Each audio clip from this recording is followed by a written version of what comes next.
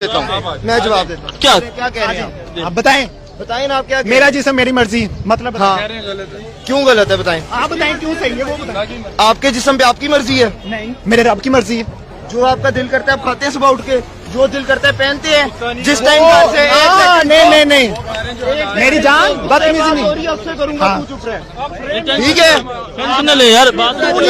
تو نہیں کہنا عزت سب کی ہوتی ہے ہاں آپ کہہ کے اٹھتے ہیں آپ کا جو دل کرتا ہے کرتے ہیں سب کرتے ہیں گھر سے جب نکلنے کا من کرتا ہے نکلتے ہیں آپ کی سوسائٹی آپ کو پروٹیکٹ کرتی ہے عورت کو یہ سب کچھ حق ملتے ہیں یہاں پہ نہیں ملتے میری بہن جو آپ نے کہا کہ ایک منٹ میں صبح اٹھتا ہوں میرا جو دل کرتا ہے میں کھاتا ہوں میں نہیں کھاتا میرا سور کھانے کو دل کر رہا ہے میں نہیں کھا رہا کیوں کہ حلال نہیں ہے ٹھیک ہے میں کتے کا گوشت نہیں کھاتا کہ حلال نہیں ہے مجھے بتایا گیا ہے کہ بکرا اس لیے کھانے کے حلال ہے مرا ہوا گوشت گوشت ہی ہوتا ہے لیکن کھانا اس لیے نہیں ہے کہ وہ مرا ہوا ہے ٹھیک ہے مچھلی مردار بھی میں کھا سکتا ہوں کیوں اللہ کا حکم ہے ٹھیک ہے میں جامی شیری پی سکتا ہوں شراب نہیں پی سکتا جی السلام علیکم وعلیکم السلام ਭਾਜੀ ਤੁਸੀਂ ਕਿੱਥੇ ਆਏ ਹੋਏ ਇੱਥੇ ਦੇਖੋ ਭਾਜੀ ਮੈਂ ਵੇਖਣ ਆਇਆ ਸੀ ਕਿ ਇਸਲਾਮ ਨੇ ਜਿਹੜੇ ਤੁਹਾਨੂੰ ਹਕੂਕ ਦਿੱਤੇ ਆ ਉਹ ਤੁਸੀਂ ਹਕੂਕ ਲੈ ਕੇ ਫਿਰ ਵੀ ਖੁਸ਼ ਨਹੀਂ ਹੈਗੇ ਮੈਂ ਉਹ ਵੇਖ ਕੇ ਹੈਰਾਨ ਹੈਗਾ ਅੱਛਾ ਕਿ ਜੇ ਤੁਸੀਂ ਇੰਡੀਆ ਜਾਓ ਸਪੋਰਟ में नहीं है ਨਹੀਂ ਬਿਲਕੁਲ ਨਹੀਂ ਮੈਂ ਸਿਰਫ ਇਹ ਵੇਖਣ ਆਇਆ ਸੀ ਕਿ ਜਿਹੜੀ ਖਵਾਤੀਨ ਹੈਗੀਆਂ ਜਿਹੜੇ ਇਸਲਾਮ ਨੇ ਕਿਹਾ ਤੁਸੀਂ ਲਿਬਾਸ ਇਹ ਯੂਜ਼ ਕਰਨਾ ਉਹ ਪਾਉਂਦੀਆਂ ਵੀ ਪਈਆਂ ਕਿ ਨਹੀਂ ਖਵਾਤੀਨ ਪੈਂਟਾਂ ਸ਼ਰਟਾਂ ਪਾ ਕੇ ਆ ਰਹੀਆਂ ਕਿਹੜੇ ਇਸਲਾਮੀ ਮੁਲਕ 'ਚ ਰਹਿ ਰਹੇ ਹੋ ਤੁਸੀਂ ਜਾਂ ਤੇ ਤੁਸੀਂ ਯੂਰਪ 'ਚ ਰਹਿ ਰਹੇ ਹੋ ਤੁਸੀਂ ਕਹੋ ਕਿ ਯਾਰ ਸਾਨੂੰ ਹਕੂਕ ਨਹੀਂ ਮਿਲ ਰਹੇ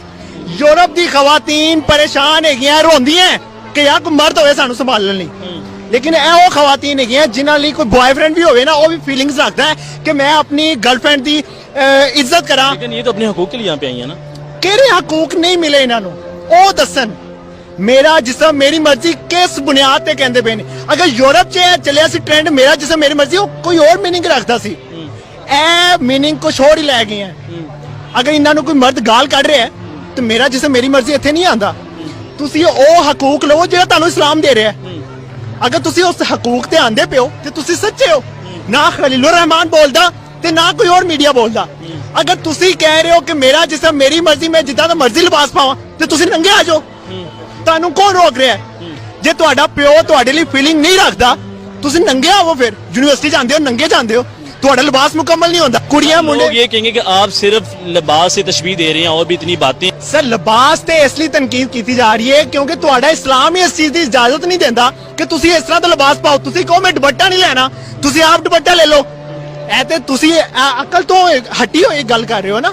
ਤੁਹਾਡੀ ਅਕਲ ਵੀ ਇਜਾਜ਼ਤ ਨਹੀਂ ਦੇਗੀ ਜੇ ਤੁਸੀਂ ਕੁਰਾਨ ਪੜ੍ਹੇ ਜਾਂ ਹਦੀਸ ਪੜ੍ਹੀ ਹੈ ਤੁਹਾਨੂੰ ਪਤਾ ਹੋਵੇਗਾ ਕਿ ਯਾਰ ਦੁਪੱਟਾ ਲੈਣਾ ਫਰਜ਼ ਹੈ ਤੁਹਾਡਾ ਭਰਾ ਤੁਹਾਨੂੰ ਨਹੀਂ ਕਹੇਗਾ ਦੁਪੱਟਾ ਨਾ ਲਵੋ ਤੁਹਾਡੀ ਇੱਜ਼ਤ ਕਿੱਥੇ ਗਈ ਤੁਸੀਂ ਫਿਰ ਇੱਥੇ ਕੀ ਕਰਨ ਆਏ ਹੋ ਮੈਂ ਸਿਰਫ ਇਹ ਵੇਖਣ ਆਇਆ ਸੀ ਕਿ ਉਹ ਖਵਾਤੀਨ ਇਸਲਾਮ ਤੇ ਪੂਰੀਆਂ ਉਤਰਦੀਆਂ ਜਿਹੜੀਆਂ ਹਕੂਕ ਮੰਗਦੀਆਂ ਪਈ ये लोग ये भी कहते हैं कि अकलीतों का हकूक नहीं देते पाकिस्तान में आपको किस हद तक हकूक नहीं मिलते यहाँ ਨਹੀਂ ਇਦਾਂ ਦੀ ਕੋਈ ਗੱਲ ਨਹੀਂ ਹੈਗੀ ਅਕਲੀਤਾਂ ਨੂੰ ਵੀ ਪੂਰੇ ਮੁਕੰਮਲ ਹਕੂਕ ਆਖਦੇ ਨੇ ਜਿਹੜੇ ਇੱਥੇ ਇੱਜ਼ਤ ਮਿਲਦੀ ਪਈ ਨਾ ਅਕਲੀਤਾਂ ਨੂੰ ਉਹ ਕਿਸੇ ਮੁਲਕ 'ਚ ਨਹੀਂ ਮਿਲਦੀ ਪਈ ਬਿਲਕੁਲ ਇਦਾਂ ਹੀ ਆ ਮੈਂ ਇਸ ਸਲੋਗਨ ਨੂੰ ਬਿਲਕੁਲ ਸਪੋਰਟ ਨਹੀਂ ਕਰ ਰਿਹਾ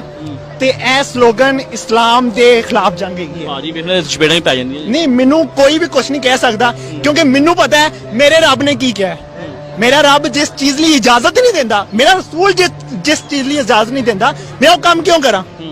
ਮੇਰਾ ਰੱਬ ਕਹਿੰਦਾ ਕਿ ਆਪਣੇ ਜਿਸਮਾਂ ਨੂੰ ਢਾਂਪੋ ਤੇ ਢਾਂਪੋ ਯਾਰ क्यों लोग आपको बड़े घूर के देख रहे हैं मेरे कोई आए कि कुरान से क्या है कि मेरा जिसम मेरी मर्जी मैं तैयार है जो अच्छा नहीं अच्छा ये उनका भी ये वैलिड सवाल है अच्छा ये बताएं कि